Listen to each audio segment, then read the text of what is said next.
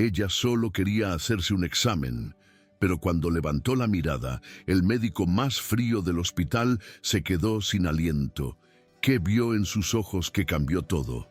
Hola, mis amigas y amigos. Antes de comenzar esta sorprendente historia, dejen en los comentarios desde dónde están viendo, ¿vale? Y recuerden dar like y suscribirse al canal. El aire del Hospital Universitario La Paz, en Madrid, poseía una densidad casi palpable, una atmósfera compuesta por capas invisibles de antiséptico, el olor metálico de la enfermedad y una angustia tan generalizada que parecía adherirse a las paredes como una fina capa de humedad. Era un laberinto de pasillos de linóleo pulido por el tránsito incesante de zapatos de goma, un universo cromático de batas blancas y pijamas celestes que se movían con una prisa controlada.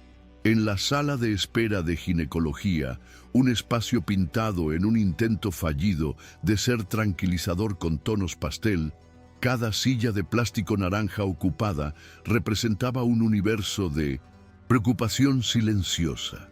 Allí, encogida en el borde de una de ellas, como un pájaro con un ala rota intentando pasar desapercibido, se encontraba Lucía Álvarez. A sus 24 años, su cuerpo entero era un manifiesto de incertidumbre.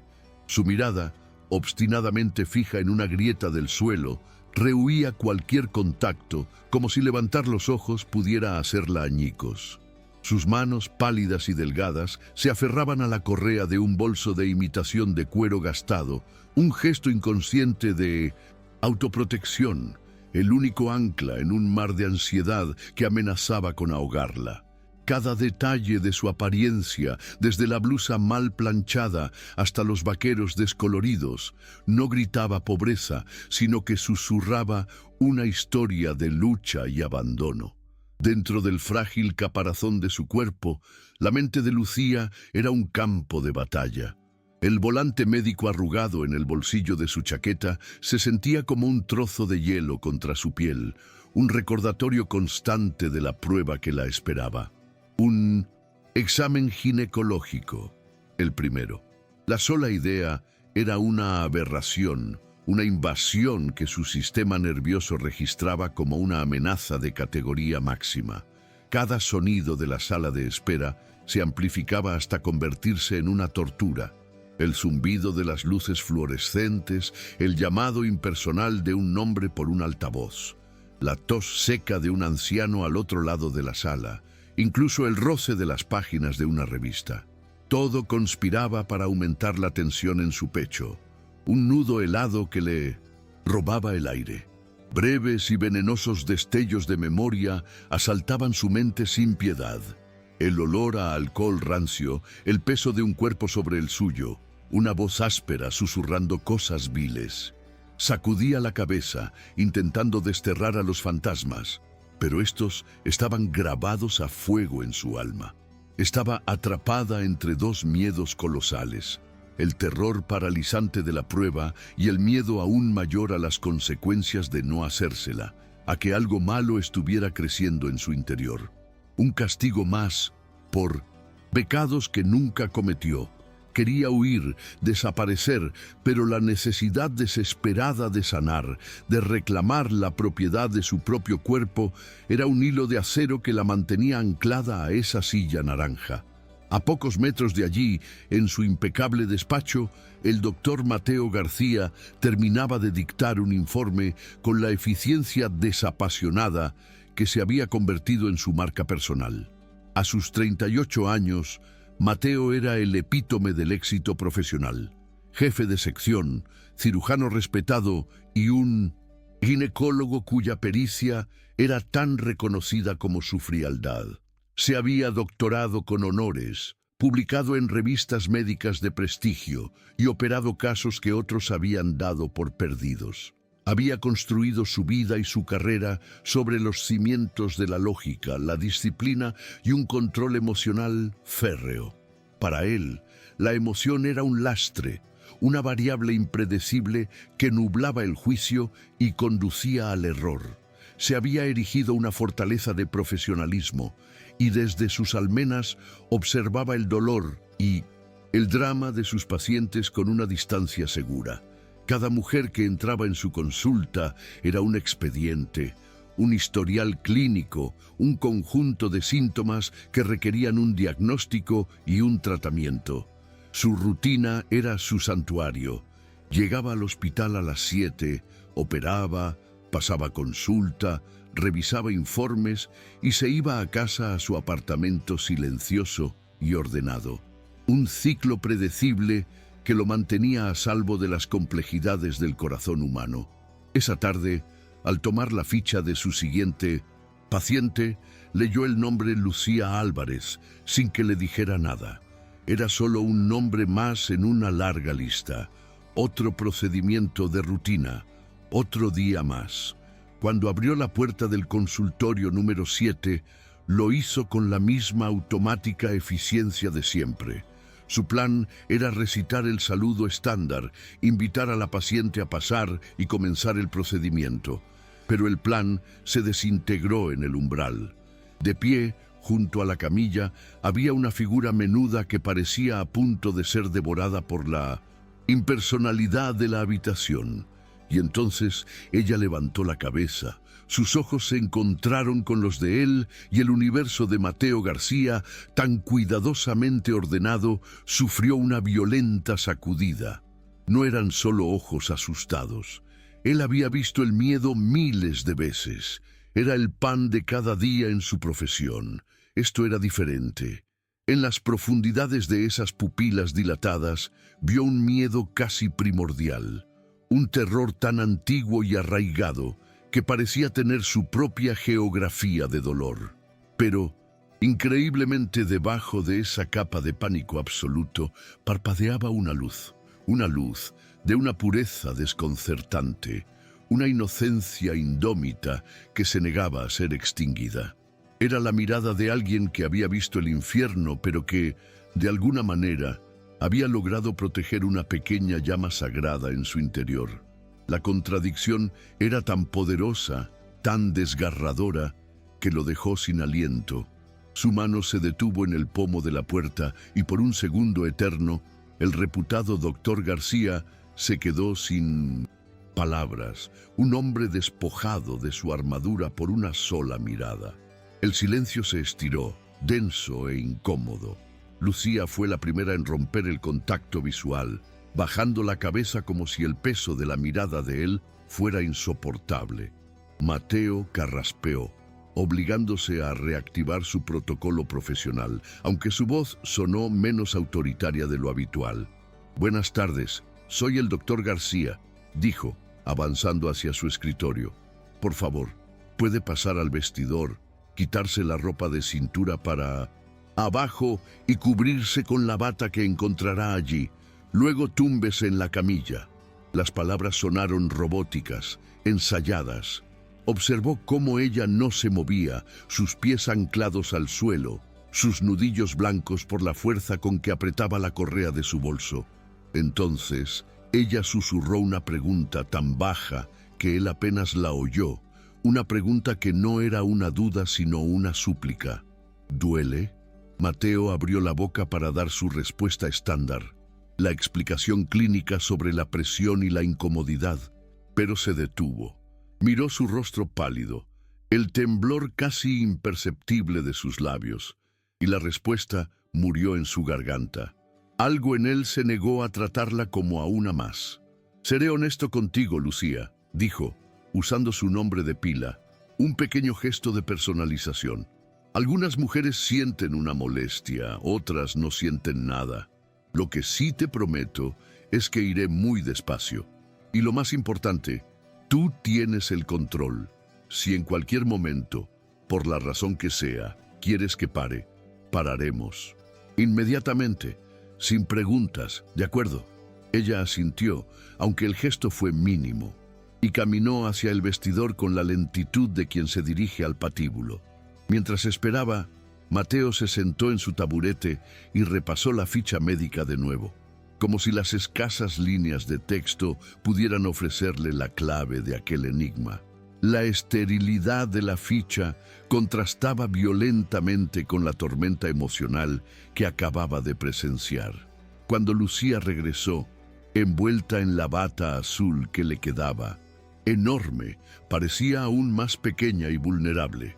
Se tumbó en la camilla con una rigidez extrema, sus músculos tensos como cuerdas de acero. Fue entonces cuando Mateo, movido por un impulso que escapaba a la lógica médica, hizo una pregunta personal. ¿Ha venido sola? Lucía mantuvo la vista fija en una mancha del techo. Un largo silencio. Luego, una respuesta que fue un puñal. Siempre vengo. Dos palabras que demolieron la distancia profesional que Mateo intentaba mantener. No, significaban vengo sola a las citas médicas. Significaban atravieso la vida sola. Significaban que no había una madre preocupada en la sala de espera, ni un novio ansioso, ni una amiga ofreciendo una mano reconfortante. Estaba ella, sola, contra el mundo y contra sus propios demonios. La revelación le provocó una extraña sensación en el pecho, una mezcla de profunda tristeza y una rabia sorda e impotente contra lo que fuera que la hubiera dejado en esa situación. Con un suspiro casi inaudible, Mateo se preparó para comenzar el examen, su mente dividida entre el deber profesional y una creciente ola de empatía. «Muy bien, Lucía, voy a empezar ahora. Recuerda lo que te dije», murmuró, más para sí mismo que para ella. Atenuó ligeramente la luz de la sala, un pequeño gesto para hacer el ambiente menos hostil. Aplicó el gel sobre el transductor, advirtiéndole que estaría frío. Pero en el preciso instante en que la punta del ecógrafo, cubierta por el protector estéril, rozó su piel, la frágil calma se hizo añicos. El cuerpo de Lucía se arqueó en un espasmo violento, un reflejo de pánico puro e incontrolable. Un gemido ahogado escapó de su garganta y sus ojos, desmesuradamente abiertos, se llenaron de un terror ciego. «No, no puedo. Por favor, no puedo», balbuceó, su voz rota por sollozos reprimidos mientras intentaba encogerse, hacerse una bola, protegerse de una agresión que solo existía en su memoria, pero que su cuerpo revivía con una fidelidad atroz. La reacción fue tan instantánea y visceral que Mateo retiró la mano como si se hubiera quemado. No había sido un gesto de dolor físico, sino de terror psicológico. El examen había terminado. La consulta había fracasado. «Tranquila, ya está, se acabó. No pasa nada». La voz de Mateo era un susurro firme y tranquilizador. Se alejó de la camilla, dándole espacio, quitándose los guantes con un gesto rápido y decidido. Dejó el ecógrafo en su soporte, como si se deshiciera de un arma. «Lucía, mírame. Está en todo bien. No tiene que disculparse por nada, absolutamente nada. Respire hondo. Tómese todo el tiempo que necesite para vestirse». Le acercó la caja de pañuelos y luego se giró, dándole la espalda para ofrecerle una pizca de privacidad, un gesto de respeto que valía más que 1000 palabras. Mientras ella se vestía en silencio detrás de la cortina, él posó sus ojos de nuevo en la ficha, y esta vez vio la pequeña nota al pie de página que había pasado por alto, una anotación del Departamento de Servicios Sociales. Historial de agresión física y abuso continuado por parte de expadrastro durante la adolescencia, 14-17 años. La frase clínica, fría y burocrática, cayó sobre él como una avalancha. De repente, cada pieza del rompecabezas encajó con una claridad devastadora. La mirada de pánico, el temblor, la soledad, el terror ante el más mínimo contacto, no estaba rota, la habían roto.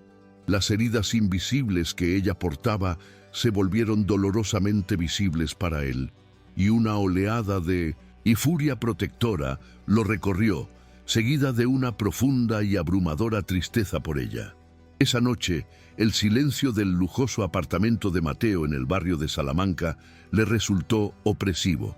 Normalmente disfrutaba de la calma, del orden, de la ausencia de complicaciones. Pero esa noche el silencio estaba lleno de la imagen de los ojos de Lucía. Se sirvió un whisky doble, un hábito que había reservado para después de las cirugías más complicadas, y se quedó de pie junto al enorme ventanal que ofrecía una vista panorámica de las luces de Madrid.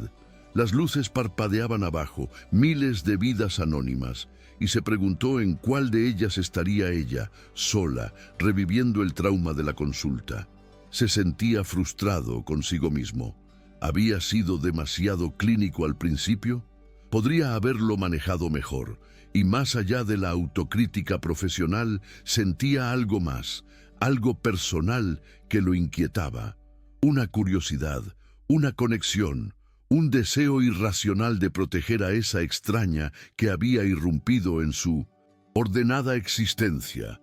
El eco de sus palabras, "siempre vengo", resonaba en su mente, una melodía triste y solitaria que no podía quitarse de la cabeza. Por primera vez en años, un caso no era solo un caso, era una persona, y su dolor se había adherido a él. Al día siguiente, entre consulta y consulta, Mateo se encontró incapaz de concentrarse. El rostro de cada paciente se superponía con el de Lucía. Impulsado por una necesidad que no terminaba de comprender, se acercó al mostrador principal de Mindolsen Recepción, donde Carmen, una mujer de 50 y tantos años cuya sonrisa amable ocultaba una eficiencia de acero, organizaba un caos de citas y expedientes. «Carmen, buenos días. Una pregunta rápida sobre una paciente de ayer, Lucía Álvarez», dijo, intentando que su tono sonara casual. Carmen levantó la vista por encima de sus gafas de media luna. «Dígame, doctor García, ¿algún problema?» Él dudó. No, un tema administrativo. Quería saber qué tipo de cobertura tiene. ¿Es de alguna aseguradora privada?» Carmen tecleó el nombre con una velocidad asombrosa. La pantalla parpadeó. «Ah, no, doctor. La señorita Álvarez no tiene seguro. Está dentro del programa de asistencia a víctimas. El hospital cubre todos los gastos. Una chica con mala suerte, por lo que he leído en su expediente social». La información confirmó sus sospechas y añadió otra capa de admiración a la imagen que tenía de ella.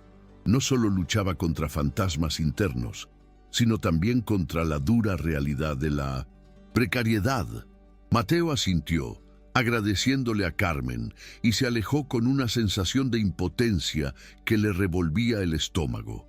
Estaba convencido de que no volvería a verla. ¿Quién, en su sano juicio, regresaría voluntariamente a un lugar que le había provocado tal ataque de pánico? Se resignó a que su breve y extraña conexión terminara allí, en esa consulta fallida. Por eso, su asombro fue total cuando, a la mañana siguiente, al abrir la puerta para llamar a su primera paciente, se la encontró.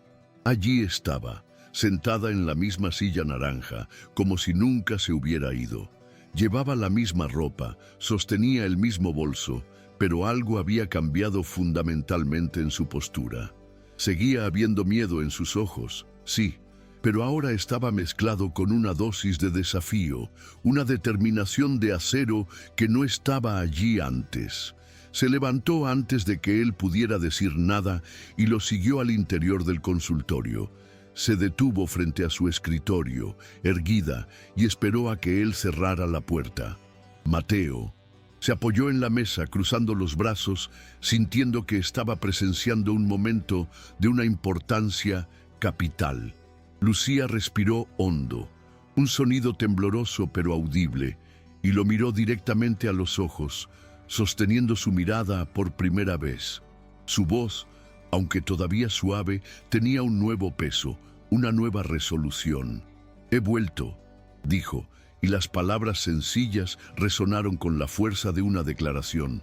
«Sé que ayer me derrumbé y he pasado toda la noche sin dormir, odiándome por ser tan débil». Hizo una pausa y Mateo vio la lucha en su interior. «Pero esta mañana me he despertado y he decidido que no más. No voy a dejar que el miedo gane. No voy a dejar que lo que pasó me defina para siempre.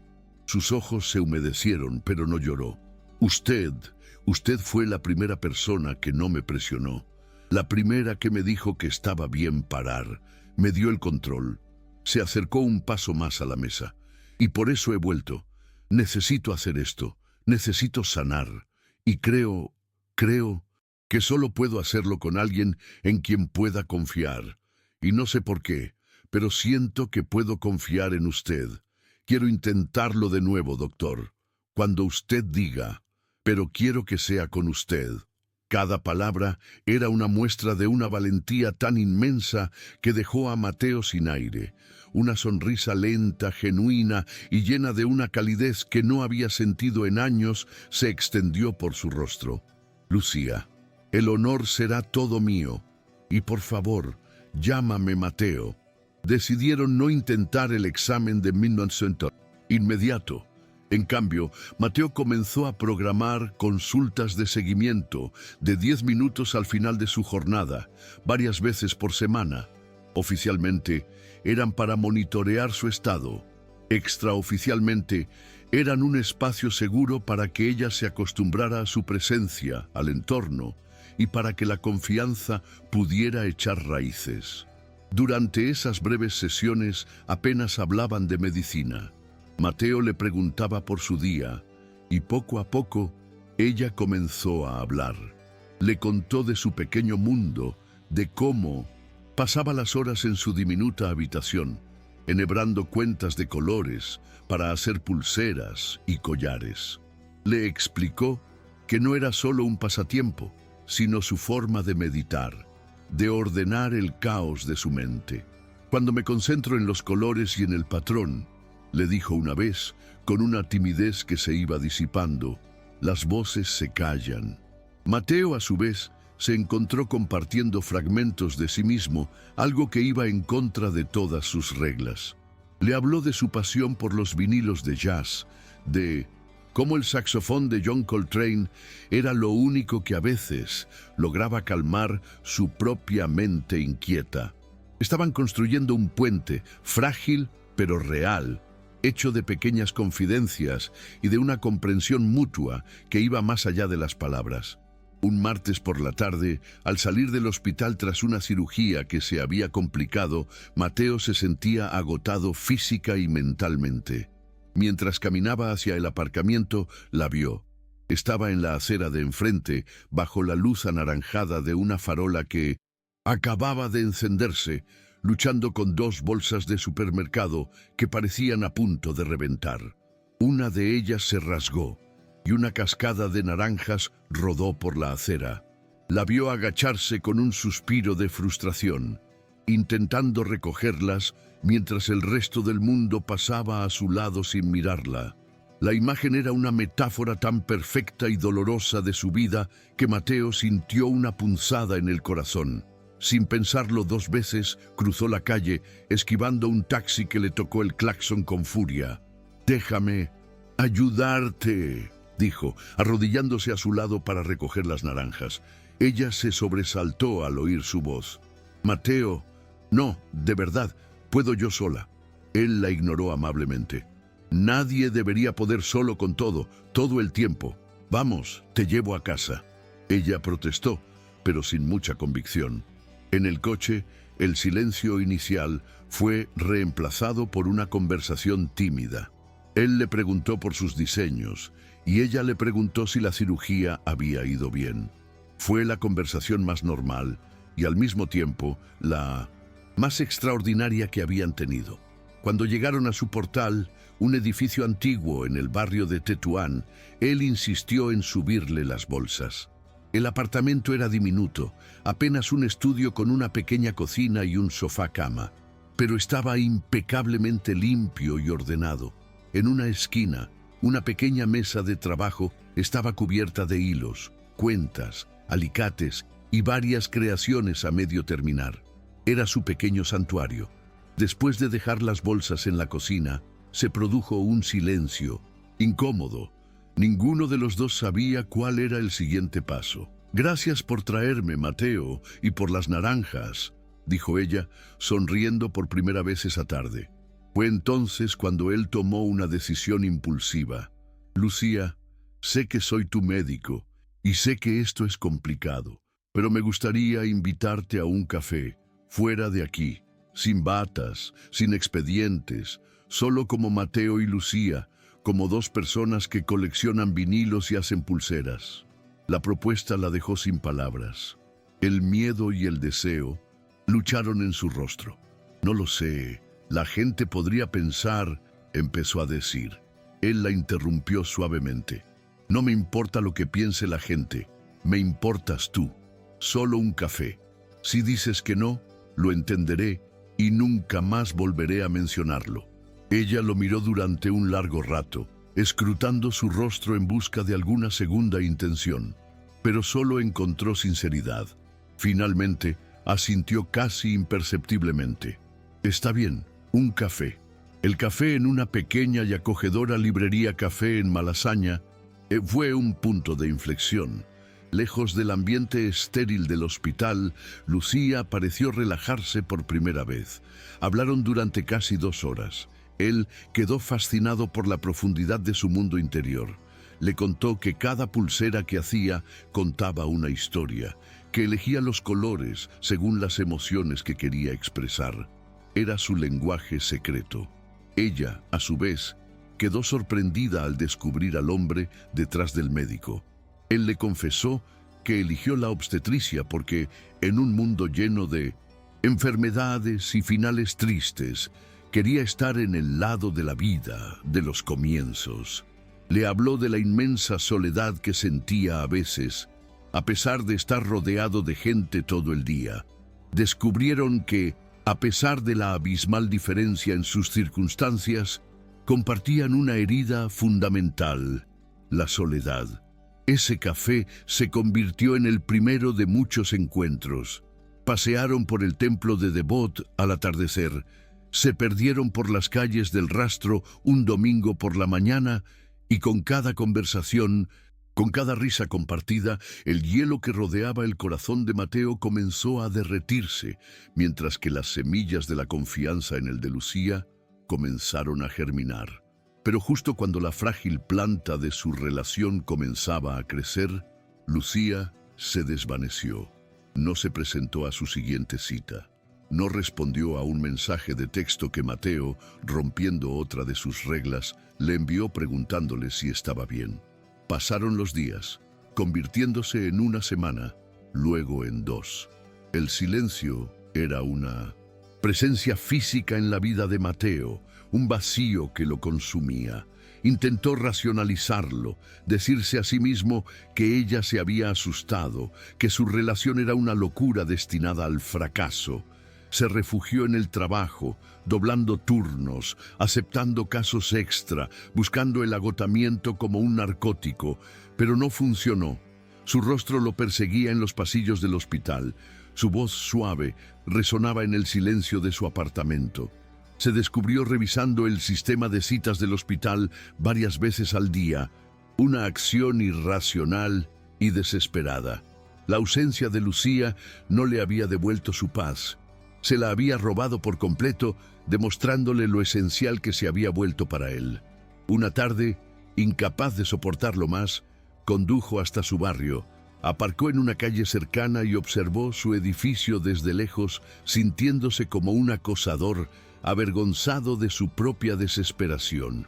Un domingo gris y ventoso, mientras caminaba sin rumbo por la Plaza Mayor, tratando de poner en orden sus pensamientos, la vio. Estaba en una esquina, acurrucada contra el frío, con una pequeña manta en el suelo sobre la que se exhibían no más de una docena de sus pulseras. Parecía una versión desvaída de sí misma. Estaba más delgada, con unas ojeras moradas que hablaban de noches sin dormir y días sin comer. Una mezcla de alivio devastador y una rabia fría se apoderó de Mateo. Se acercó a ella con el corazón en un puño. Ella no levantó la vista hasta que él estuvo justo delante. Al reconocerlo, una oleada de vergüenza y tristeza cruzó su rostro. «Lucía, ¿qué ha pasado? He estado tan preocupado». Su voz era un susurro ronco. Ella intentó una sonrisa que no llegó a sus ojos. Lo siento, he estado ocupada. Él se arrodilló a su lado, sin importarle las miradas de los turistas. ¿Ocupada o escondiéndote? Habla conmigo. Ella suspiró, una exhalación de pura derrota. Tuve que tomar una decisión, Mateo. El dinero que ganaba apenas me llegaba para el alquiler. Tenía que elegir entre comer o pagar el abono de transporte para ir al hospital, y la comida ganó. Cada palabra fue como un golpe físico. La cruda, brutal realidad de su lucha diaria lo abofeteó. Sin decir nada más, sacó su cartera, tomó todo el efectivo que llevaba y lo puso en su mano. No, no quiero tu caridad, dijo ella, intentando devolvérselo. Él le cerró la mano suavemente. No es caridad, es una inversión. Creo en ti y en tu talento. Y a partir de ahora, no volverás a tener que elegir entre cuidarte y vivir. Te lo prometo. Esa misma noche, una tormenta eléctrica se desató sobre Madrid. Una furia de truenos y lluvia que parecía reflejar la agitación interna de ambos. Se habían citado en una cafetería, pero al verla llegar, empapada y temblando de un frío que no era solo por la lluvia, Mateo supo que no podía dejarla volver a su apartamento. Tenía fiebre y sus ojos estaban vidriosos y desenfocados. De ninguna manera. No vas a pasar la noche sola en ese estado. Vienes a mi casa, sentenció, sin dejar lugar a la discusión. En Mintotsy, su apartamento, la cuidó con una mezcla de pericia médica y una ternura que nunca había sabido que poseía. Le preparó una sopa caliente, le encontró un pijama de algodón que le quedaba enorme y la arropó en el sofá cama del salón. Mientras ella caía en un sueño febril, él se quedó observándola, su corazón desbordado por un sentimiento tan intenso que lo asustaba. Era amor, un amor protector, feroz y absoluto. Más tarde, cuando ella se despertó, desorientada, él estaba sentado en un sillón cercano, leyendo un libro bajo la luz de una lámpara.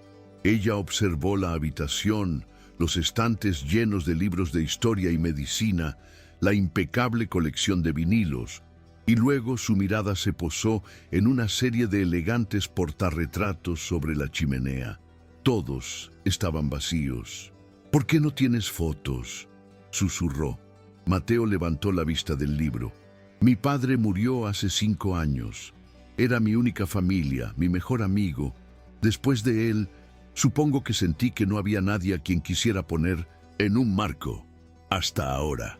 La confesión de Mateo flotó en el aire, cargada de una vulnerabilidad que igualaba a la de ella.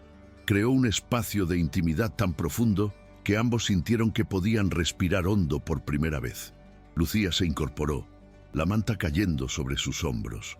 Se levantó y caminó lentamente hacia él. Se detuvo justo delante de su sillón, una figura frágil bajo la luz tenue. Él la miró, su corazón latiendo con una fuerza dolorosa. Podía oler el aroma de la lluvia en su pelo y ver el reflejo de la lámpara en sus ojos húmedos. Mateo, comenzó a decir él, queriendo advertirla, protegerla de sí mismo, de la complicación que él representaba. Tengo miedo de hacerte daño, de romper algo tan precioso como tú. Ella le regaló una sonrisa infinitamente triste pero serena. Se arrodilló frente a él, colocando sus manos frías sobre las de él. Ya me rompieron antes, Mateo. Me rompieron en 1000 pedazos. Su pulgar acarició suavemente sus nudillos, un gesto de un consuelo inesperado. Pero nadie ha intentado nunca recoger los trozos. Nadie se ha molestado en mirar lo que había dentro. Se inclinó hacia él, su aliento cálido contra sus labios. Pero ahora, por primera vez, no quiero que me arreglen. Solo quiero que me toquen con amor. Y entonces lo besó. Fue un beso que comenzó con la timidez de la nieve al caer, pero que se profundizó con el calor de una aceptación mutua. No fue un beso de pasión, sino de reconocimiento.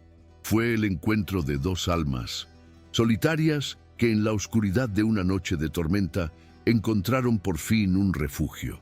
Sin embargo, La luz del día siguiente trajo consigo las sombras de la realidad. Para Lucía, despertar entre las sábanas de hilo egipcio en el lujoso apartamento de Mateo fue como despertar en un planeta extranjero. Al verse en el espejo del baño, no vio a la mujer que había besado al hombre que amaba. Vio a la chica de Tetuán, con su ropa gastada y su pasado a cuestas, una impostora en un mundo que no le pertenecía. La voz insidiosa de la inseguridad comenzó su ataque. Durante el desayuno, que Mateo había preparado con un cuidado casi reverencial, ella no pudo más. «Mateo, esto es una locura», dijo, su voz apenas un murmullo. «Mira este lugar, mira tu vida. Eres un médico brillante, respetado. ¿Y yo? ¿Quién soy yo? Soy una chica rota que vende pulseras en la calle. No encajo aquí. Soy demasiado pequeña, demasiado insignificante para tu mundo». Él dejó su taza de café y tomó sus manos sobre la mesa, su mirada intensa y sincera. «Lucía, escúchame. No eres insignificante. Eres la persona más fuerte y valiente que he conocido. Y no eres demasiado pequeña para mi mundo. Tú te has convertido en mi mundo. Eres la única persona que ha conseguido atravesar mis muros. Eres la luz que no sabía que necesitaba».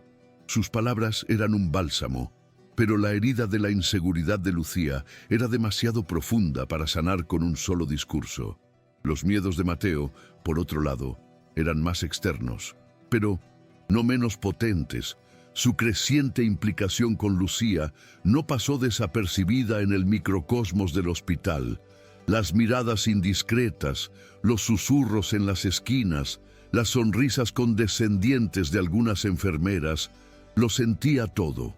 La confrontación llegó una tarde en la cafetería del hospital. El doctor Ramírez, un cirujano vascular conocido por su arrogancia y su lengua afilada, se sentó en su mesa sin ser invitado.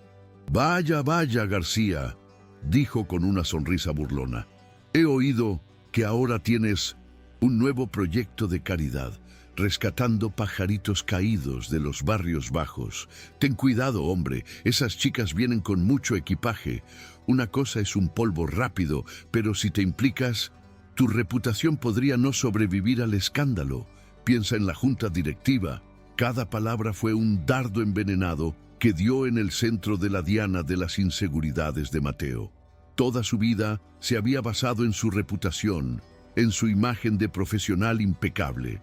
La idea de convertirse en el chismorreo del hospital, de que su juicio fuera cuestionado, le provocó un pánico frío, y ese pánico lo llevó a tomar la decisión más cobarde de su vida. Empezó a distanciarse, canceló una cena con una excusa de trabajo. Sus mensajes se volvieron más esporádicos. La calidez en su voz fue reemplazada por una eficiencia profesional. Lucía sintió el cambio como un golpe físico, un frío que se instaló en su pecho y que era mucho peor que la indiferencia del mundo. Era el rechazo del único hombre que había logrado traspasar sus defensas. Lo sabía. Lloró esa noche en la soledad de su pequeño apartamento al que había insistido en volver. «Soy indigna. Al final, todos se cansan de intentar arreglar lo que está roto». La retirada de Mateo la sumió en una espiral de desesperación. El frágil capullo de confianza y autoestima que había empezado a formarse a su alrededor se marchitó. Dejó de diseñar, dejó de comer, dejó de vivir. Se limitaba a sobrevivir, forzándose a ir a la plaza cada día para vender lo justo para pagar el alquiler, su rostro una máscara de apatía. Un mediodía, bajo el sol implacable de julio, su cuerpo dijo «basta». El mundo se inclinó, los sonidos se amortiguaron y una oscuridad suave la envolvió mientras se desplomaba sobre su manta de pulseras. Fue una anciana que vendía barquillos, doña Elvira, quien dio la voz de alarma. Encontró el móvil de Lucía y viendo Mateo como el último número marcado, llamó. La voz de Elvira, temblorosa y llena de pánico, fue como una descarga eléctrica para Mateo, que estaba en medio de una consulta. «Doctor, soy Elvira de la plaza». La chica de las pulseras, Lucía, se ha caído al suelo. No se mueve y arde en fiebre. Tiene que venir. Mateo no respondió. Dejó caer el teléfono. Salió corriendo del consultorio, ignorando los gritos de su paciente, y atravesó el hospital como un huracán. Todos sus miedos sobre su reputación se evaporaron, reemplazados por un terror puro y primordial. Lo único que importaba era ella. Llegó a la plaza en un tiempo récord y la imagen que vio lo destrozó. Lucía, inerte y pálida, un pequeño montón de ropa en el suelo. La tomó en brazos y su ligereza lo alarmó. Corrió de vuelta al hospital, esta vez entrando por urgencias como un paciente más, gritando por ayuda su autoridad y su dolor entrelazados. Durante 3 días, mientras ella permanecía ingresada con un diagnóstico de desnutrición y neumonía, él no se movió de su lado, durmiendo en el incómodo sofá de la habitación.